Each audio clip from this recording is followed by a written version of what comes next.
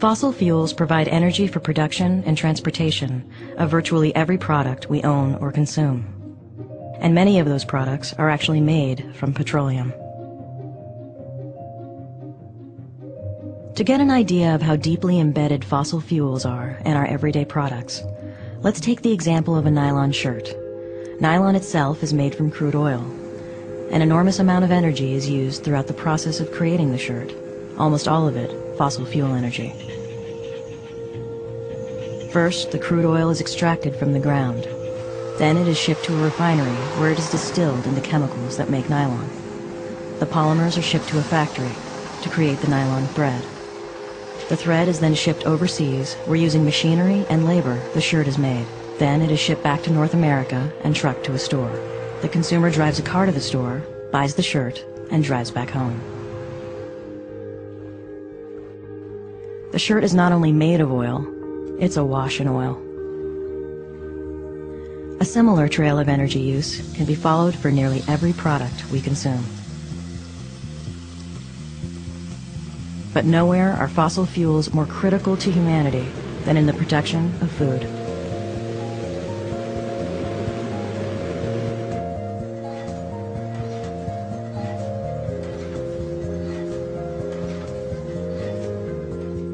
Every organism has to get more energy from its food than it expends in getting its food. Like coyote, if it has to spend more energy in running down the rabbit than it can get from eating the rabbit, that's not a good situation. If this happens habitually over time, the coyote dies.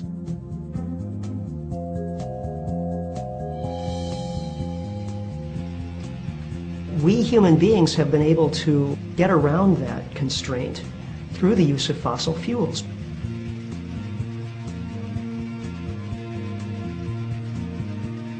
We use natural gas as a feedstock for chemical fertilizers.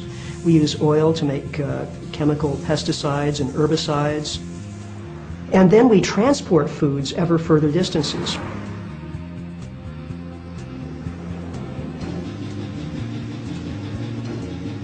We're using far more energy than we'll ever get from eating the food. For every calorie of food energy we get, we've invested something like 10 calories of energy in growing the food, transporting it, cooking it, and so on.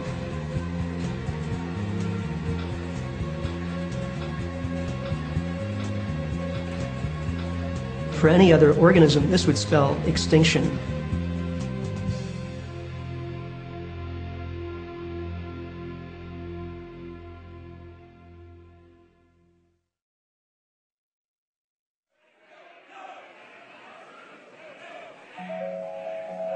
One of the foundational myths of our culture is based on a truth and a lie.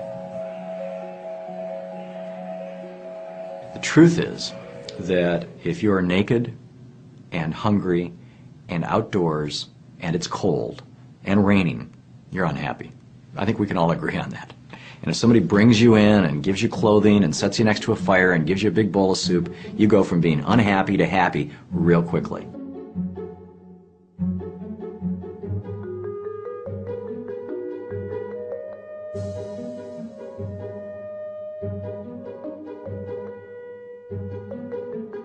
Your basic needs are met. So that's the truth. The lie is that, well, if that amount of stuff will make you that happy, then twice as much stuff will make you twice as happy.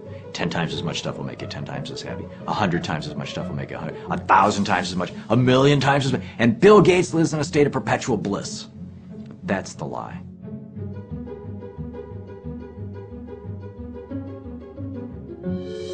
It's one of the things that is driving us to destroy this earth and ourselves.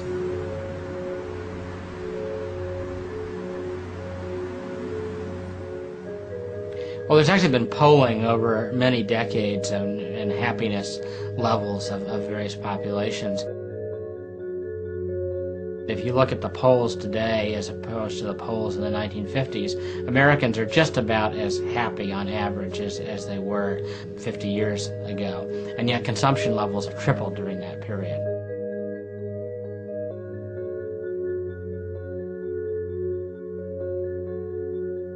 Now, That being the case, how is it that we've compelled ourselves into this world in which material growth becomes the primary focus of almost all of our endeavors?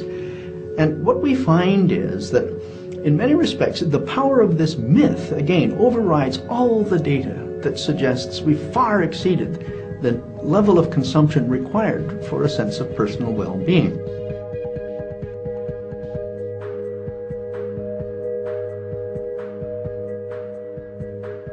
There are volumes of letters written by people who were on the Titanic who survived, but they recall having argued with other passengers to get in the lifeboats, get in the lifeboats. And there are a couple of accounts of people holding up the brochure of the Star Line saying, "Why should I get in the lifeboat? It says right here that this is an unsinkable ship." And that again is the power of myth. These people would obviously rather believe in the power of the myth than in the necessity to change their way of being and get in the lifeboats.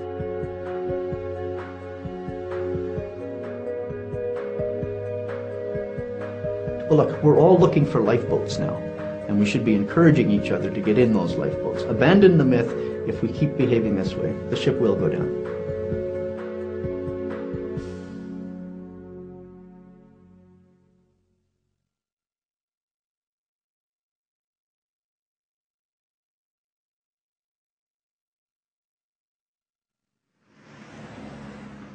The American way of life, to put it bluntly, is not sustainable. This quote of George I in Rio de Janeiro at the Earth Summit in 1992 was that the American way of life was not open for negotiation at that summit.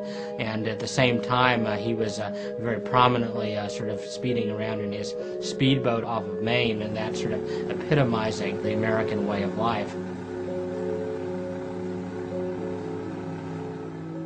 I think that that does really represent a big challenge in terms of the U.S. relationship to the rest of the world. The very heavy, disproportionate use of resources in the U.S. is very well known and understood throughout the world, and it's one of the things that the U.S. is resented for.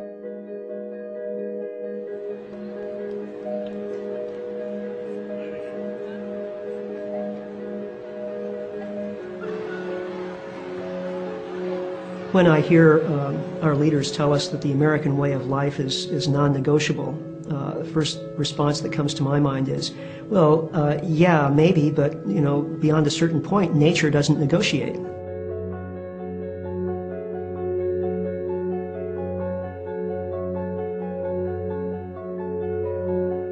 We may want to maintain the American way of life indefinitely into the future, but the fact of the matter is it's just not in the cards.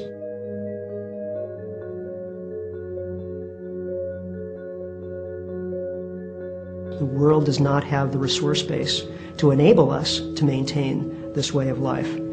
And ultimately, that's a good thing. I mean, if you could imagine the rest of the world attempting to live as we are indefinitely, the consequence would be the destruction of the biosphere.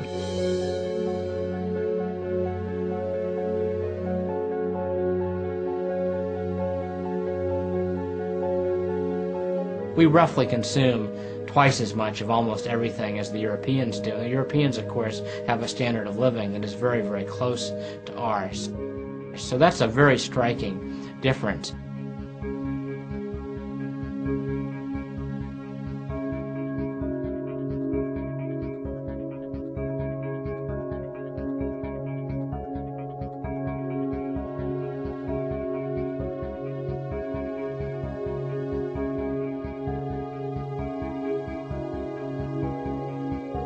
Not only do we use the most in the world, we use 25% of the world's oil with 4.5% of the world's population, but we're actually expanding our use of oil on a year-on-year basis.